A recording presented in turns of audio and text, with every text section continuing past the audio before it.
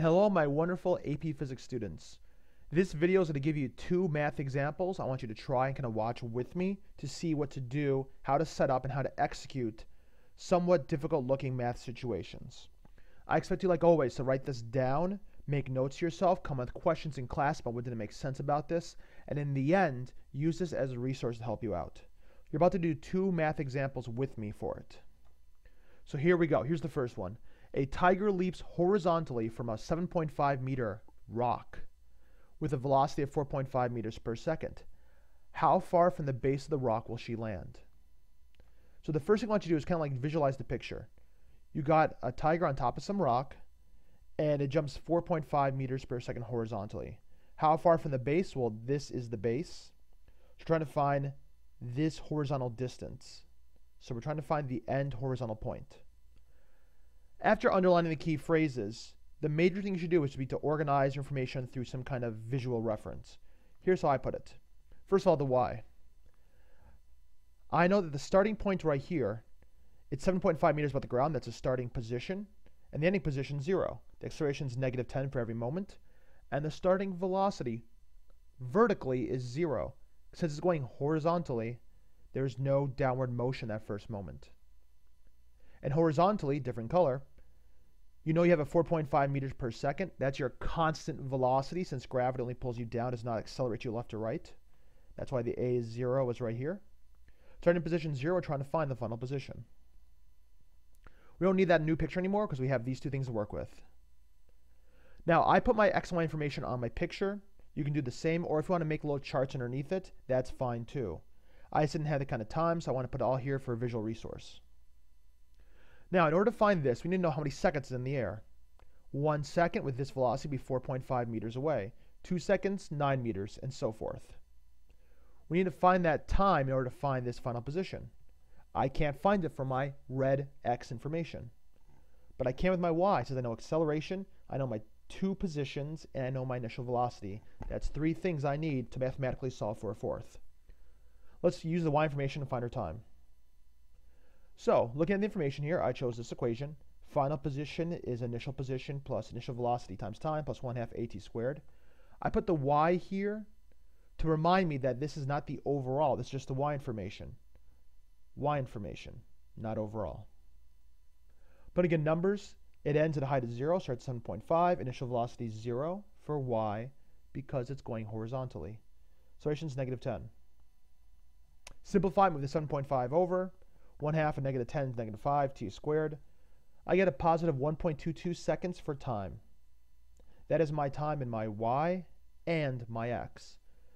So I probably now write it in kind of underneath both of them just to make sure. And now we're going to use that time to find the X position. I'm going to use the same overall equation with X's instead of Y's. The starting X position is 0. That goes right here. Starting X velocity is 4.5 because it's going horizontally. 1.22 seconds, acceleration 0. And I get 5.5 meters forward. You just now use both your X and Y information to find it. Plus, you identified the key word horizontal that gave you the advantage. Now, let's go on to the other one. A baseball is thrown with a velocity of 5.5 meters per second at an angle of 34 degrees above the horizontal, as shown in this little picture. Beautiful. Find the ball's overall velocity at the top of the flight. Key phrases.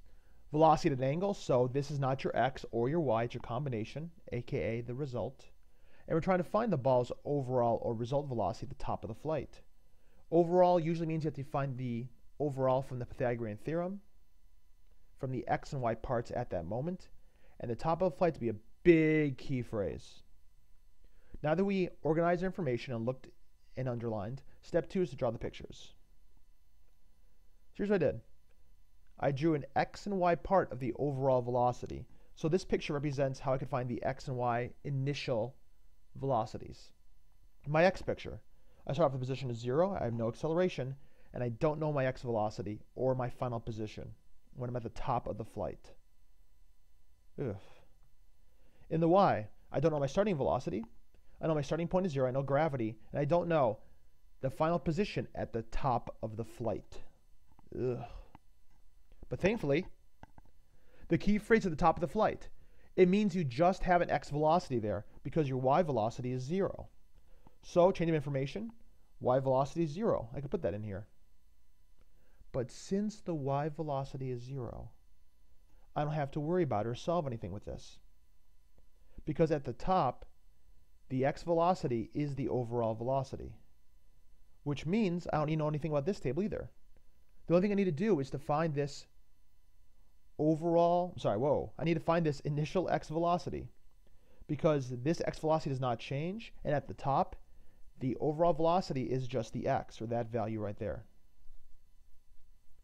So in other words, I need to find the x initial velocity. In this triangle, this is the adjacent, so it's cosine, 5.5 cosine 34. That gives you 4.55 meters per second. At the top, the y value is 0, the x value is still 4.55. If you do the Pythagorean result of those two, you get 4.55 meters per second. So this was a very easy problem, cloaked in the disguise of a difficult one. And the way we're able to organize it is by using information of at the top and how the x velocity stays constant. With these two good examples, you're going to have a good time in class with me doing a bunch of conceptual and mathematical ones. I look forward to seeing you. Goodbye.